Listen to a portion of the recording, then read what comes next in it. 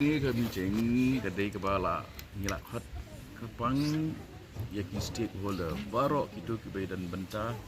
ha kami gegam jengok partai kebakentup nadu ki kenhun jong kinong nyak kali tour operator ki try je ki homestay bat ki hotel ki guide ki dorbash nong ki cooperative society but ke jenggut hi kalong bangi kwa wan syak skor ya ke jeng jong ki neki stakeholders jing kum ko bagi 8 pau kalian ki surok ke power supply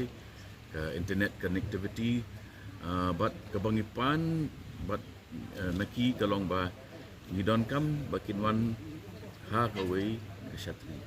ha kawai ke rensan ke jing ke jongi kalong ba ki bun palat ki association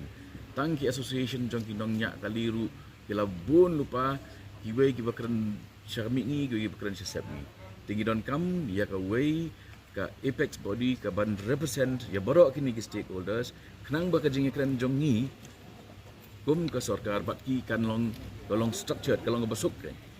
ni laikran ya se ya ka wei kamat ni pendap ya tu kamat bat katu gede ke bala endorse da borok tin rela dangi kran sispa atli ki seng ka kamat kesnem kalau alai lakalai kirang ya mengi ke jing kran kata ketika idea. Kini kami sim nami jikan daras ni ketu ke pi ong ketu ke cabinet memo on ketu gede ban contain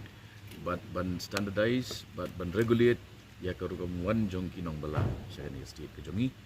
ban pentikanaru ba nginam ai lat ya ke jingrum pathar ke jongki kedi benrung lingba ke sistem bat ke registration process ke ba ain kala provide ada kidon ki kenuhun